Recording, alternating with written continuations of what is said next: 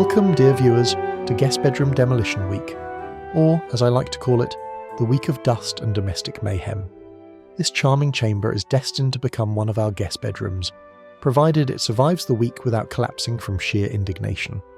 At present it resembles much of the rest of the house, wallpaper mid-tantrum half peeled off in protest, and the carpet has already been rolled up and escorted off the premises. I do hope I'm not making you too dizzy, though to be fair, that's quite in keeping with how we're feeling about this renovation. Now personally I adore these walls. The green is wonderfully ghastly with layers of paint and plaster battling it out for dominance. It's developed that highly coveted accidental heritage chic effect. Frankly, people pay thousands for faux finishes like this, but alas, down it must come. Fear not. I've documented every flake, smear and splatter, and I'll be using it as inspiration for a homeware line to come in the coming months. Watch this space. So, today we began our investigative efforts by removing a small section of floor to determine the joist direction and take a peek at the historic pipework. What we uncovered was a treasure trove of Victorian plumbing, and predictably, a geological layer of builder's rubble from decades of careless renovations. As ever, it remains a mystery why so many previous owners ignored the practice of clearing up after oneself, but never mind, we'll be hauling out the extra weight before it hauls down the ceiling below. Now, after doing a few other jobs around the house, I naturally couldn't resist seeing if there was a fireplace hidden behind the plaster in this guest bedroom. I'd been thinking of it all week, so off I went. And yes, spoiler alert, there was. A bit of enthusiastic chiselling revealed a glorious old fireplace that shares the chimney with the downstairs fire.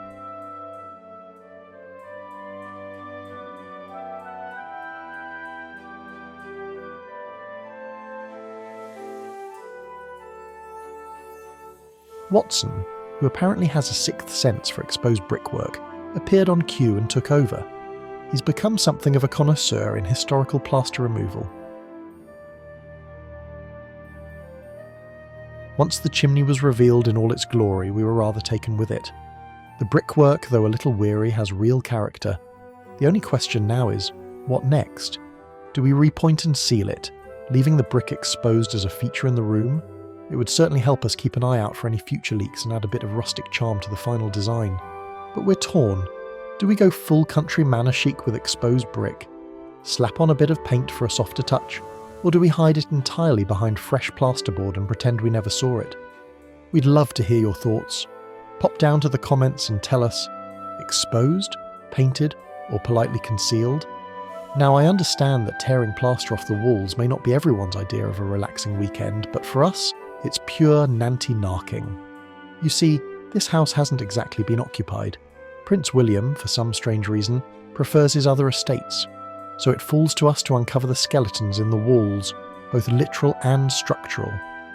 In doing so, we discovered that the wooden ring beams are so rotted they could be marketed as artisanal compost. We also uncovered yet more evidence of hasty past renovations, this time in the roof timbers. Pine had been used, which is absolutely fine in itself, but the execution left much to be desired. Some sections appeared to have been cut imprecisely and installed with a level of urgency best reserved for fire drills. In several places they'd been fixed in with no more than a single nail. Brave, perhaps, but utterly inadequate.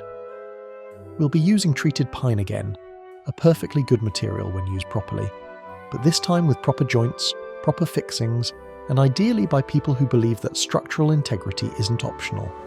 As for the ring beams, those will be removed entirely and replaced correctly using hardwood, ensuring this house can stand strong for another 100 years, hopefully without developing a charming lean. Next up, the ceiling. That mysterious expanse of plasterboard that had been quietly looming over us like a poorly kept secret. We had our suspicions. Surely there'd be some kind of horror lurking behind it.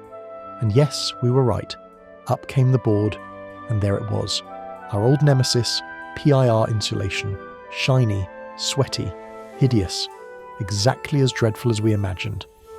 We'll come back to the PR board a little later, but in short, dear viewers, we'll be replacing this synthetic mould brewing nightmare with something breathable, and far more sustainable.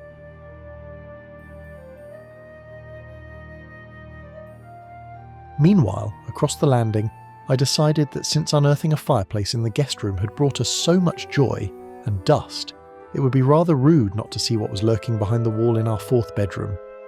This particular room is most likely destined to become our future master walk-in wardrobe and ensuite bathroom, so a fireplace, however unnecessary, could be marvellous. Out came the tools, and within minutes the plasterboard gave way to reveal another fireplace. Though this one, it must be said, is what some might call a tad on the small side. We'll take a closer look and decide whether to open it up further and install a new supporting lintel to replace the original arched brickwork. And of course, we have added yet another task to the list. The chimney's packed with debris, so our trusted sweep is coming Tuesday to give us his verdict. One of the real reasons for opening up this wall, however, was to investigate the state of the chimney. And dear viewers, it did not disappoint, in all the worst ways. This is, without question, the worst chimney in terms of leadwork, or rather, lack thereof.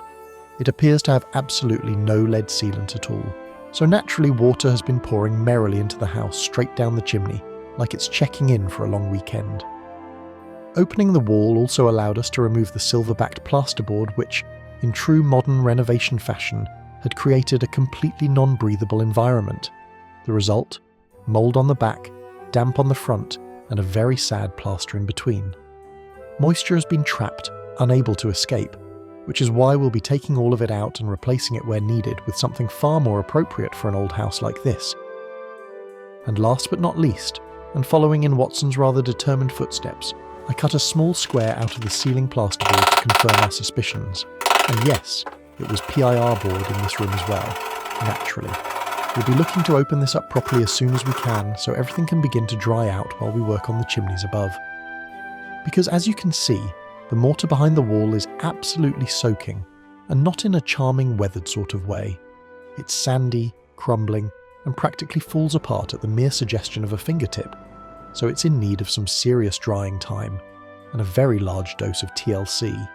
We'll now let these rooms dry out and gather themselves, and we'll circle back shortly, once the chimneys have behaved and the mortars stopped sulking, ready for the next steps in their transformation. We look forward to having you join us here again soon. Subscribe below to follow and support us on our journey. This is the Dartmoor